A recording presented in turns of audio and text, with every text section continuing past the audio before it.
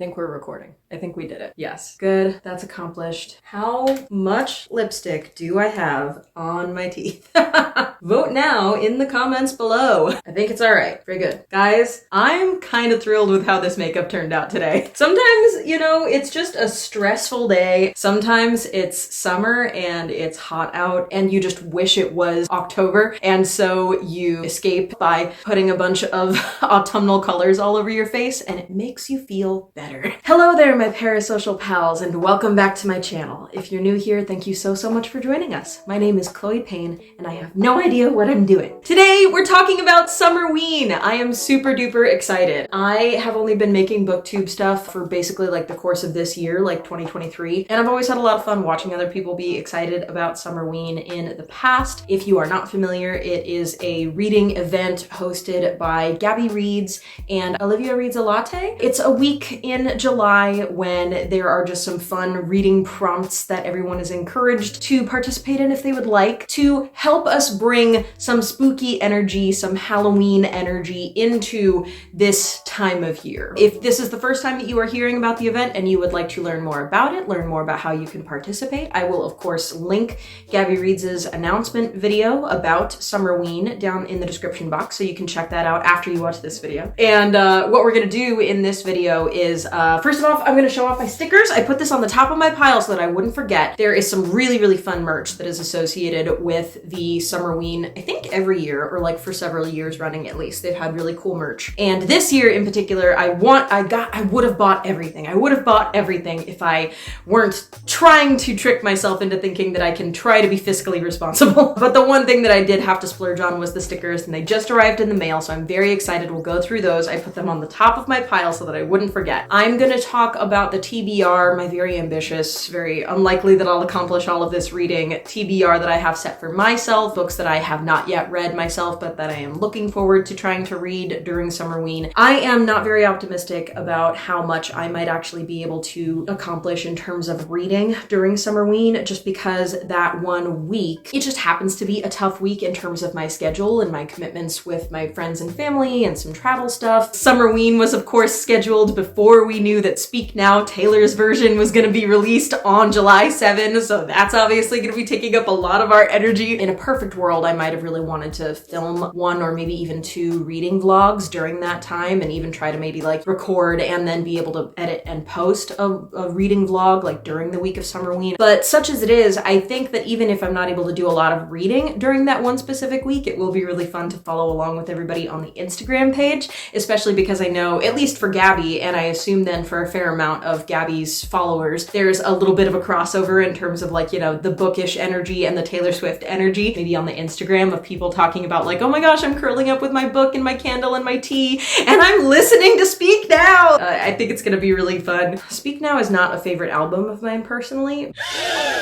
Thrilled to be along for the hype train. I'm thrilled that everybody else is excited. Maybe I'll just be re-listening to like Red, Taylor's version, for the more autumnal vibes during Summerween. Did I say everything that I wanted to say? Yeah, basically, I don't know how much reading I personally will be able to get done, how much I might be able to participate in Summerween as a reader specifically, but that's just all the more reason that I'm excited to be able to contribute in this kind of way of making a little TBR video ahead of time, and to say thank you to Gabby and Olivia and everybody else who has contributed.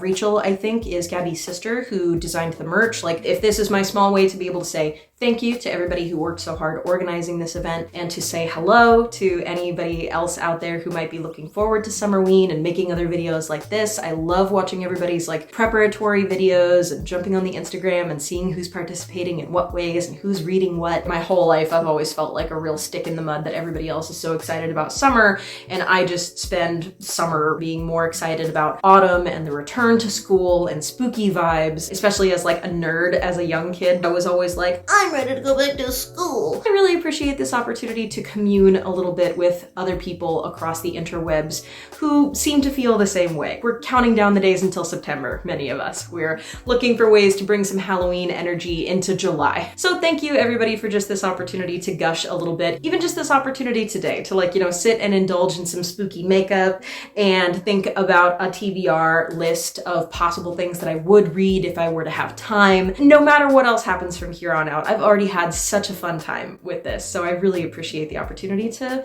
contribute a silly little TBR video. Holy moly, I feel very, very cute. Look at the colors! Look at the dark! Oh my gosh! I am in the Beautiful People Club, whether they want me or not. So first of all, the links to all the merch options are in the description box of the Gabby video. I think that it's all still available to keep on purchasing for as long as you might want to. Oh, my computer made noise. Oh, should I just get up and mute it right now? Yeah, I'll just get up and mute it right now. Yes, I know.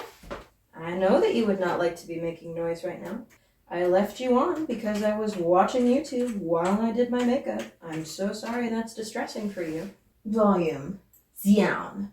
You can't keep the volume down. No, no, no, no. You can't keep the volume down. What is that from?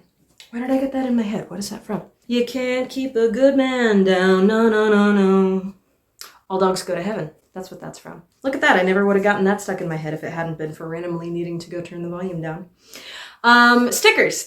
So I got the sticker pack. I have only just recently gotten one of these damn IKEA book carts, and I very much look forward to covering it in stickers, particularly spooky, gay, bookish stickers. So this covers many of those categories. The purchasing of the book cart may or may not have been a huge mistake. I try not to spend money frivolously, but now I have a book cart and I'm constantly just buying books. Anyway, oh my god, look at the cute, look at this cutie. Can you even believe? It's so spooky and bookish and cute. Look at these masterpieces. Absolute artistry. I cannot wait to put these stickers everywhere in my whole life. I can't just put these on the book cart. I need to have them in so many more places. Look at these freaking bats. It's boba bats. It's boba bats. And of course this one very like sort of overarching design theme of the whole event. That's the Summerween spooky reedy little icon. I love this design so, so much. I'm so thrilled to have gotten these stickers. Even if I'm super duper busy, I know that I'll be able to pull off at least one like Instagram post with a couple of books and a couple of stickers. And so that has already given me so much serotonin. But with that, let's actually jump into reminding ourselves what the prompts are. Prompt number 1 is just about reading in the dark, or at night, or with like a candle lit. So I'm very, very excited about that option. I find myself becoming even more nocturnal than usual during the summer months because I just spend all of the day when it's super duper hot dreading going outside and dreading having to do anything physical. And then as soon as night falls and it hopefully becomes a little bit cooler, I definitely find myself with like a sudden burst of like second wind, night owl energy as soon as it gets dark during these summer months, because it's not as overwhelming with the bright sun and the overwhelming heat. So I will definitely look forward to curling up with a book and hopefully, yeah, being able to light a candle or maybe like prop up under the sheets with a flashlight. I think that's going to be really, really fun. Prompt number 2, read a thriller. Okay, so now we'll get into sort of what my flavor of approaching the spooky reading is. For many years, all throughout my teens and my 20s, I was that kind of reader who was like, so cool and really trying to be hard and impressive and nothing scares me, and I watch all the scary movies and I read all the scary books and I don't care how many nightmares it's giving me, I'm gonna act tough. And I don't care how many of those like very disturbing images like really stick with me for years and years and years, I'm tough. It felt like a real competition. It felt like I had something to prove. It felt like I was keeping up with the crowd of fucking, let's be honest, douchebag film bros in Chicago and like goth theater kids that I wanted to impress. In more recent years, it has become apparent to me that for my mental health, it is important to sometimes avoid certain topics altogether, sometimes keep my enjoyment of spooky things to the more light side. I like supernatural reading. I like cozy horror, cute ghosts. I like to indulge in spooky aesthetics, but without traumatizing myself. So that is very much a theme of a lot of the books on this list, and it definitely kicks off with the thriller that I have I bought this right before top surgery. I got top surgery a few months ago, and I particularly wanted to get several books before that would transport me in terms of being like, you know, addictive, page turner sort of thrillers, but that wouldn't be too scary for my little brain, especially while I was recovering from top surgery and like, you know, limited in my mobility and sort of trapped mentally and physically. I wanted something that I could fall into in terms of an engaging mystery or thriller, but that would also be more on the cozy, charming side than the traumatizing, give me nightmares side. So I ended up getting this cozy mystery called Crime and Poetry. It's a cute little cat on the cover and they're at a bookshop. I love how cheesy it feels like this is gonna be. It's the first in a series, which was very appealing to me. I said to myself, oh my gosh, if I like this one, there could be more. This is written by Amanda Flower, an Agatha award-winning author, which says to me that it's probably going to be engaging. I went through a phase of reading a bunch of Agatha Christie in my mid-20s, and when I ran out of Agatha Christie, I then started reading these kinds of books that are the very, like, you know, kind of dime a dozen. You can find a lot of them, but it's like, you know, the cat mysteries, the puppy mysteries, it's a lot of the same whodunit mystery solving, trying to figure something out in your brain appeal as like an Agatha Christie or Sherlock Holmes, but there's a kitty. Maybe sometimes the animal gets involved in like trying to help solve the mystery, and like this one seems to involve some elements of magic as well. Woman is living in Chicago and then she gets called back to her grandma's bookshop in the little small town to work in their magical bookstore. It's called Charming Books. It's the kind of place where the perfect book tends to fly off the shelf and pick you. Honestly, I read that far in the summary and I plucked this off the shelf. I said, this is coming home with me. So I haven't picked it up yet. I think that this is going to be the absolute perfect time to indulge in some cozy mystery vibes, magic, vibes of hints of Chicago. I used to live in Chicago, so I have a great affinity for that place. Just look at this magical freaking cat! Look at the sparkle emojis all around this kitty! How can I not be thrilled? I'm thrilled. I can't wait. How cute is this little sucker gonna look in an Instagram story with these stickers? Oh my gosh, they're like best friends. Little Ghosty says, hey little kitty, would you like to be in the Summerween reading experience? And kitty says, meow. All right, moving on. Read a book set in the fall. Oh, I thought that I had a screenshot that I saved of like the reading sample for this one, because on the very first page, literally, there was such a lovely little passage about the autumnal energy in the air. So I'm gonna look that up again. All that I wrote in my notes about what the book was Lesbian Witches. Chloe, that doesn't help you pull the title back up. Payback's a Witch. That's what it's called. I literally did a Google search for Lesbian Witches book, and it was the first result. So, Payback's a Witch. I don't have the physical copy. I'll probably just get it on Kindle Unlimited. And it just looks really, really charming to scorned witches who have previously been philandered upon by a warlock. They team up to like teach him a lesson, and in the process they fall for each other. Oh my gosh, who could see it coming? Here we go. On like page 2 of the sample that I downloaded, just this opening passage about the girl returning to the town where everything went down and how it just brings back all these senses. The night air gusted across my face, smelling like an absolute of fall. Wood smoke and dying leaves and the faintest bracing hint of future snow. And right below that was the scent of Thistle Grove magic, which I've never come across anywhere else. Spicy and earthy, as if the lingering ghost of all the incense burned by 300 years of witches had never quite blown away. A perpetual Halloween smell, the kind that gave you the good, creepy sort of tingles. The good, creepy sort of tingles. That's exactly what I want. That's exactly what I want. Whew. So yeah, I basically stumbled across this one because I think that I'm probably also at some point gonna read the X-Hex. I feel like I hear everybody talking about the X-Hex. I'm just always the gay person who's going to lean more prevalently towards the queer option if there is a queer option of a genre. And this has basically been pitched to me as the sapphic version of the X-Hex in some ways. Another one that is the first of a series. I think there are 4 out of this series right now. So yeah, I'm really hoping that I'll have time to read it and that I'll love it and that then I'll be able to fall down a rabbit hole consuming the other books in the series. And it just seems like such an absolutely transportative autumnal experience. Even just that little passage that we just went through just makes me feel better. It makes me feel like I can count down the days until September a little bit more easily. So I'm very, very excited about that one. Payback's a Witch. What's our next prompt? Reading a book with orange or black on the cover. I don't remember what the title is right off the top of my head. Editing Chloe will put a picture here. I think it's called The Orphan Choir or Choir of Orphans or something like that. It is a book that I technically have read, but again, part of my past is that I was just really drunk and depressed for a lot of my 20s, and there's a lot of things that I supposedly read or supposedly watched or supposedly listened to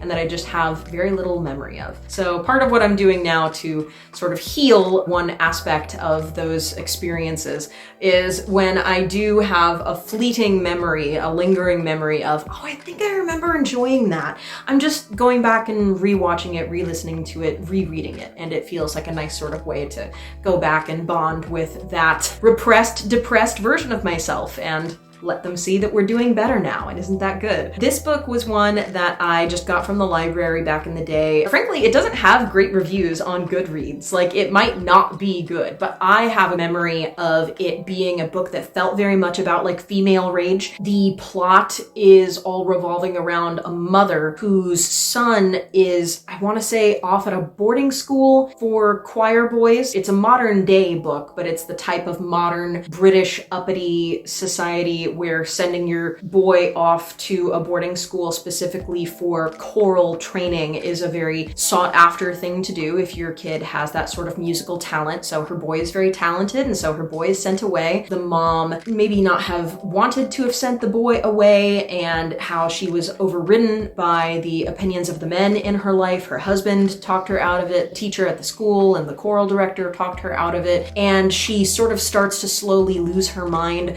or does she? It's very like unreliable narrator vibes. I remember it kind of having like a body horror aspect. They're doing renovations on their city house, and she ends up with like, is she breaking out in stress sort of hives? Is she allergic to something that is going on with the renovation? I remember I have a very dim but distinct memory of them talking about like it was upsetting her eyes, and there were like scabs or something that were developing as she was like rubbing her eyes too much to like get over what this irritant was, and she just kept trying to desperately tell all the shitty men around her, I need to get out of the city, I can't live in this house anymore, and we need to get my son back. And I also, as a former choir nerd, it had a lot of, you know, wonderful references to music. I remember it being a great kind of book for being able to, you know, maybe keep up a playlist in the background of like, you know, the different pieces of choral music or the different composers that they're referencing. That could be an extra fun, like little spooky element. I remember having a great time with this book, and I wonder what it will be like to go back and reread now.